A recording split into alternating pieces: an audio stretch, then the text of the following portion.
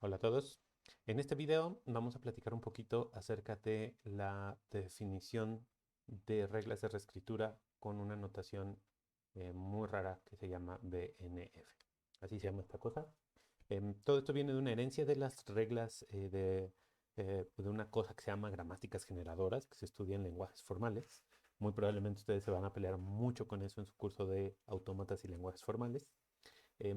Y lo que van a ver es que se pueden estudiar los lenguajes como conjuntos de cadenas. En particular, nosotros exploramos en el tema de recursión una definición muy vaga de eso, una muy somera introducción.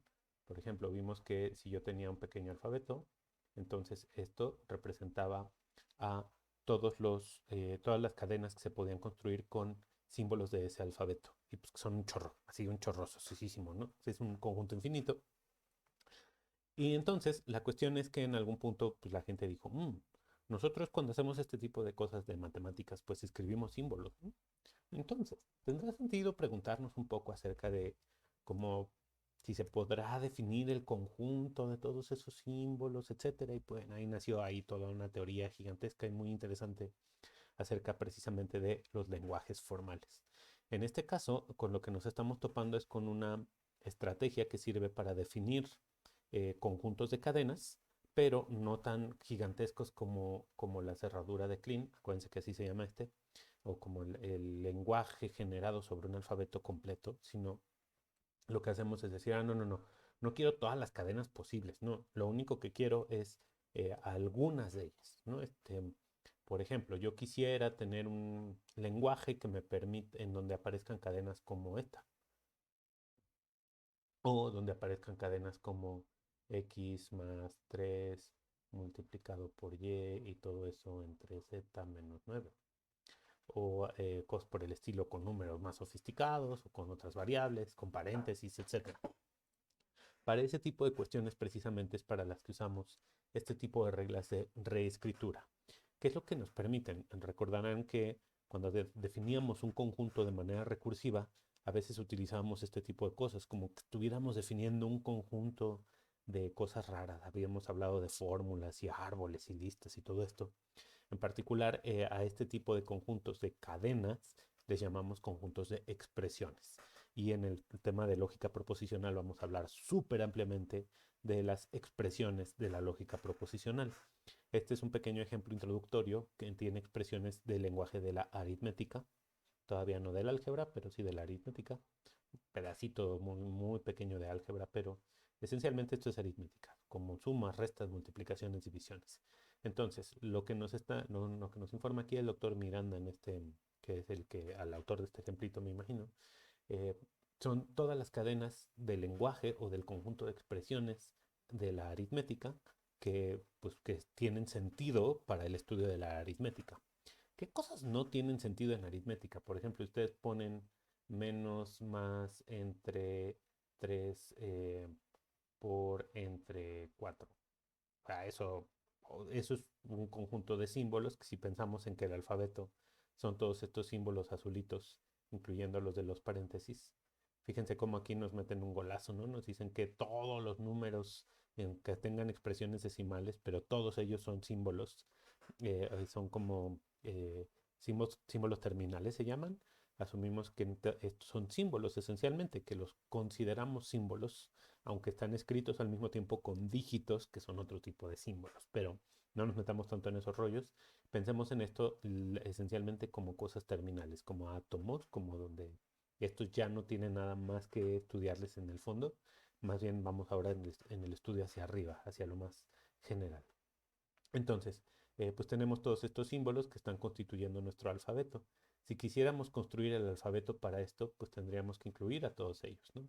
Hablaríamos de un sigma que tiene a la A, a la B, etcétera, etcétera, que además pues pareciera tener a todos los reales positivos con el cero, ujú, y además pareciera tener al símbolo de más, al símbolo de menos, al símbolo de multiplicación y a la división, además del paréntesis que cierra y además del paréntesis que abre.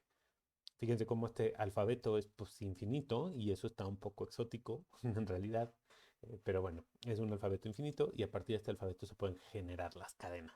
¿Sale? Ahora bien, ¿cómo se generan? El punto de esto es en realidad bastante simple, aunque se ve todo lleno de cosas bien raras y sofisticado, pero todo parte de un símbolo inicial que casi siempre se llama S. Y lo que nos dicen este pequeño simbolito de la igualdad con los puntitos es se puede reemplazar por. Entonces, lo que decimos con esto es que el símbolo no terminal se llaman todos estos que se pueden reemplazar por algo y terminales se le llaman a los que ya no tienen ningún reemplazo posible. Entonces esto dice S se puede reemplazar por E. Y luego dice E se puede reemplazar por, y aquí otra vez aparecen símbolos con varios caracteres, que en realidad los vamos a considerar un solo símbolo. Luego nos dice que E también se podría reemplazar por const y que E se puede reemplazar por triangulito E y que E se puede reemplazar por rombo E. Y además que E se puede reemplazar por E entre paréntesis. Y ya después nos indican, pues mira, bar lo puedes reemplazar por A. Estas barritas se leen como O, entonces puede ser A, O, B, O, C, etc. Por otro lado nos dicen que const lo podemos reemplazar por cualquier número, no nos pone ninguna restricción. Y pues este 3.5 da pie a que pensemos que pudiera ser cualquier número eh, real, tal vez finito, eso sería prudente, pero ese ya es otro tema. Luego nos dicen el triangulito se puede reemplazar por más o por menos y el rombo se puede reemplazar por más, menos, por entre. Eh, Aquí viene un poco a cuento este rollo de los operadores unarios. Fíjense cómo en el triangulito nada más consideramos a 2 y esto nos permite escribir cosas como -3, por ejemplo. Este, o alguna suma de x más -3, lo cual sí tiene sentido. Lo que estamos aquí sumando un número negativo. Pero vemos al signo menos como un operador unario que se está aplicando sobre el 3, por decirlo de algún modo. Y por otro lado están los binarios, ya de relaciones binarias recordarán que eso de binario tiene que ver con el número 2 y en particular aquí a lo que se refiere pues es que está jugando con dos expresiones. Entonces la idea es precisamente eso. Yo voy a escribir primero al S y luego a S lo voy a reemplazar por alguna secuencia y voy a ir como ejecutando, por decirlo de algún modo, una serie de reemplazos que al final me van a llevar a una cadena de símbolos que sí va a tener una estructura y que sí va a tener un sentido dentro del conjunto de cadenas que a mí me interesan. En este caso, las cadenas válidas de la aritmética. Aquí hay un rollo muy interesante que seguramente algunos habrán visto en el Facebook y en todos lados aparecen cosas como estos jueguitos que son mentales, aunque yo no le veo mucho, pero dicen algo así. 3 por 5 más 7 menos 9 por 1. Y luego viene que es igual a tal o que es igual a tal. Y nos preguntan a cuál de los dos le vamos, ¿no? Y entonces, sin embargo, pues dependiendo de cómo hagamos la operación, la respuesta puede ser correcta. De hecho, hay calculadores que tienen una implementación para esto y dependiendo del modelo y de la marca puede ser distinta la implementación. Sí, y eso depende de cómo van leyendo los símbolos y cómo van aplicando las operaciones. Hay máquinas que leen primero el 3 por 5 y lo ejecutan y cuando le dices más 7, ejecutan la suma con 7 y luego le restan 9 y luego todo eso lo multiplican por 1. De hecho, yo creo que las calculadoras muy, muy viejitas probablemente actúen así. Hay otras que ya tienen hasta display y todo ese rollo, por ejemplo, y que ejecutan primero las multiplicaciones y luego las operaciones de suma, y algunas incluso ejecutan antes la suma que la resta. Hay de todo. Entonces no hay ninguna teoría clara que defina claramente cuál va primero. Y eso es bien importante que lo tengamos en cuenta. Todas estas son convenciones. Y a esas convenciones les llamamos reglas de precedencia y asociatividad. En el caso de la aritmética me parece que ya muchos puede que las tengan muy bien reconocidas, pero en el caso del lenguaje de las expresiones de la lógica, las reglas cambian un poquito. En particular, el punto de este video en realidad no es tanto ese, sino como que ya me desvié tantito, pero voy a tratar de recuperar el camino para que no sea demasiado largo, y es que todo esto en realidad representa una definición recursiva de un conjunto de cadenas. Eh, ¿Cuál es esa definición? Y ahí es precisamente a donde quería yo que llegáramos en este video. No lo voy a hacer para la lógica, pero de todas maneras creo que eso, si es necesario, por favor, hagan los comentarios para hacer un video como este, pero para el tema del lenguaje de la lógica, yo esperaría que con este análisis ya cualquiera pueda entender esta misma gramática, o más bien no esta misma, sino la gramática que se va a ocupar para el conjunto de las expresiones de la lógica proposicional. Entonces, en particular, lo que sucede con todo este rollo es, déjenme borrar un poco todo mi despapalle. Ok. ¿Cómo puedo redefinir este conjunto? ¿Cómo puedo pensar más bien en una definición recursiva de exactamente el mismo conjunto de cadenas? En particular, considerando que tengo símbolos y que tengo elementos particulares y todo eso, ya por ahí habíamos dicho, y yo puedo empezar partiendo de el nombre de mi conjunto, ¿no? Y puedo decir, mi conjunto de las expresiones aritméticas se define por. Y entonces empiezo con mis reglas, ¿vale? Mi primera regla va a ser mi regla, o bueno, mi regla básica o mi conjunto de reglas básicas. Y entonces, aquí lo que va a cambiar un poco es lo siguiente. En lugar de pensar en los símbolos terminales, que es como tradicionalmente se hace en las gramáticas, y lo que tendremos que pensar más bien es cuáles son los elementos más fundamentales, pero sin que pierdan el sentido de las cosas. Aquí no tiene mucho rollo que yo hable de que el paréntesis que abre es un elemento básico o un elemento fundamental de una expresión aritmética. Porque si yo escribo un paréntesis que abre, pues es una pedorrez, o sea, no tiene mucho sentido a menos que venga acompañado de algo y que por cierto también se cierre, porque esta expresión tampoco tendría sentido aunque tuviera aquí adentro un número. Le falta un paréntesis, eso ya saca de onda, ¿no? Reprueba a la gente que escribe estas cosas. Entonces, esencialmente, no me voy a poner tan quisquilloso como para llegar al punto de los paréntesis tienen que ser elementos fundamentales. Lo que vamos a hacer es algo un poco distinto. Y partiremos de cuáles son los elementos que siempre vamos a poder encontrar de en los átomos, como ya está abajo, si pintáramos un dibujito que vamos a ver en otros videos que se llama árbol sintáctico.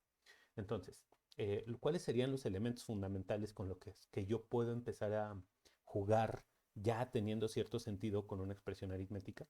Pues los números y las variables, nada más. No puedo escribir signos solitos, no tienen sentido los signos solitos, los signos los ocupo para hacer operaciones.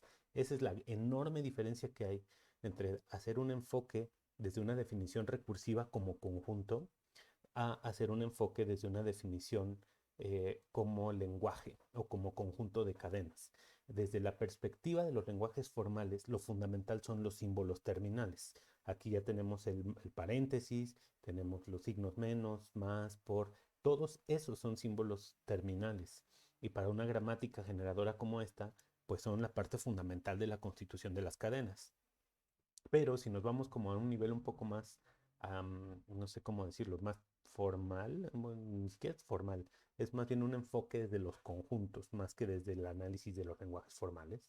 Entonces nos podemos tomar algunas libertades, como dar por hecho que pues no tenemos que ir tan lejos o no tenemos que hacerle zoom tan grande a estos rollos de las cadenas para poder darles un sentido y para poder darles una interpretación.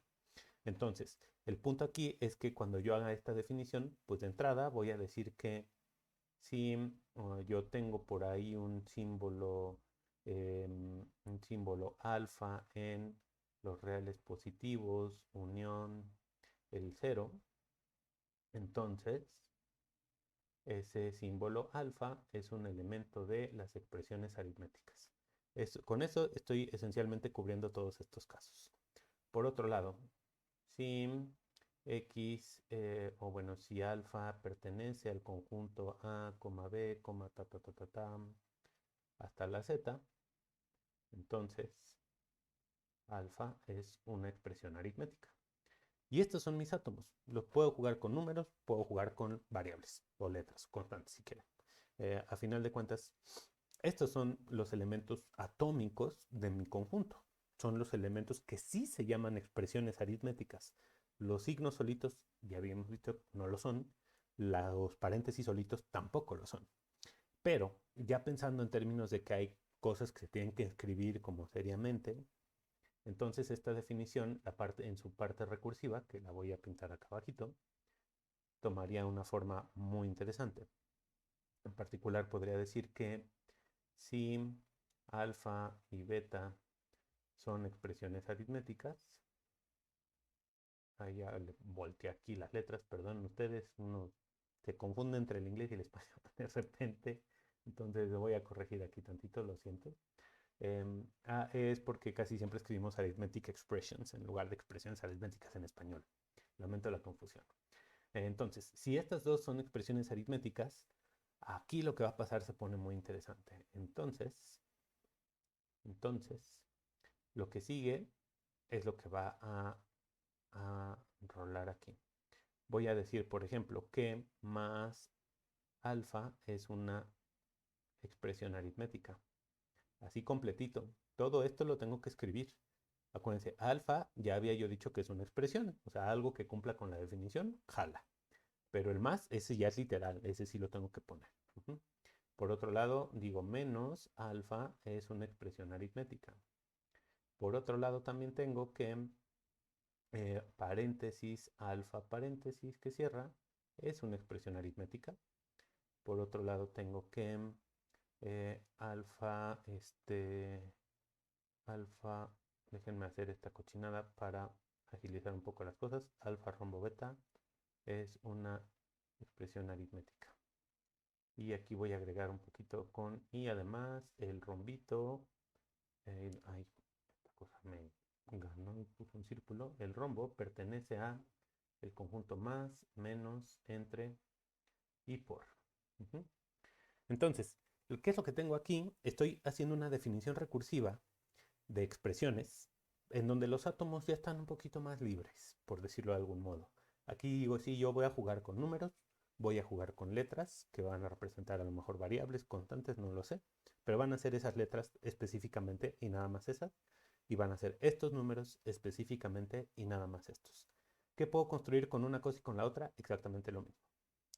Me dan el mismo conjunto de cadenas, ambas definiciones, pero la definición de la izquierda, que es BNF, me genera un conjunto de cadenas desde el enfoque de los lenguajes formales, que pues estudian los conjuntos de cadenas como tales, y el de la derecha nos da un análisis un poco más orientado a mantener la estructura así, pero partiendo de un punto un poquito más arriba de la parte de cadenas, ¿no?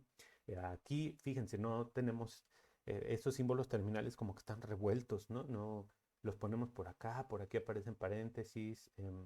Este paréntesis en realidad me sobró porque no está contemplado en, en la definición. Ajá. El único que aparece entre paréntesis es este. Esta gramática en particular me permite generar un montón de cadenas que a lo mejor ni siquiera me sirven. Fíjense en eso. Igual quiero que la gramática y la definición se parezcan en ese sentido. Y notemos cómo podría yo escribir algo como esto. 5 con 1, 2, 3, 4, 5. ¿Y me sirve para algo? No. En términos de aritmética, ya para hacer cuentitas y todo eso, puedo escribir al 5 o al 5 entre 40 millones de paréntesis y va a seguir siendo el maldito 5. Pero puedo generar muy fácilmente esta cadena con una serie de aplicaciones de esta regla. O bien, si la quiero generar de este lado del mundo, pues primero mi caso base sería un 5, esencialmente, que eso me lo da mi regla básica. Y por otro lado, podría estar aplicando esta regla tantas veces como fuera necesario. ¿Cuál de las dos escogemos? Eso depende del gusto del cliente. A los autores del material que vamos a estar leyendo en esta semana les gusta la definición por gramáticas generadoras. Algunos otros ya como más los lógicos, ya como más atascados, generalmente prefieren la parte de la derecha. Hay otros lógicos como medio anarquistas que combinan las dos cosas. Entonces aguas con eso, conforme vayan ustedes explorando material, creo que irán descubriendo qué onda con estas cosas. Y hasta ahí le dejamos ahorita porque ya estuvo bien largo y luego por eso no me ven. Así que cuídense mucho, mucha suerte. Bye.